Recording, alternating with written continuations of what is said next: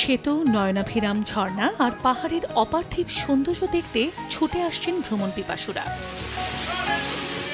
কেউ উপভোগ করেন নীল আকাশে সাদা মেঘের ভেলা, সবুজ প্রকৃতি। কেউ আবার পাহাড়ি ঝর্ণায় গা ভিজিয়ে নিজেকে করেন সতেজ।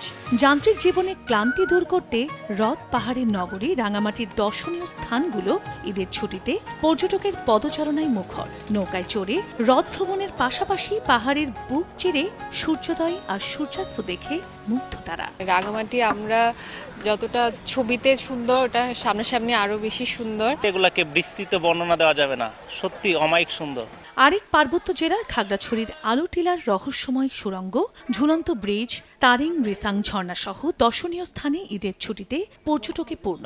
আলুটিলাতে ভ্রমণ করতে এসে চেঙ্গি নদী দেখলাম, খুব ভালো লাগলো। এই ঈদের ছুটিটা আসলে যেভাবে চিন্তা করেছিলাম মনে হচ্ছে তার চেয়ে ভালো কাটছে। প্রায় 70% বুকিং হয়েছে, সামনে আরো বুকিং হওয়ার সম্ভাবনা রয়েছে।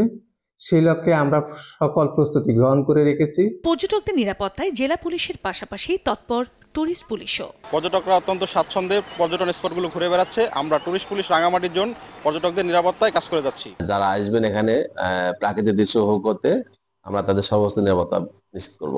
এবার ঈদের ছুটিতে প্রতিদিন খাগড়াছড়িতে অন্তত 5,000 পর্যটকের সমাগম হয়। এতে জেলার পর্যটন খাতে কয়েক কোটি টাকার ব্যবসা হবে বলে আশা পর্যটন ব্যবসায়ীদের।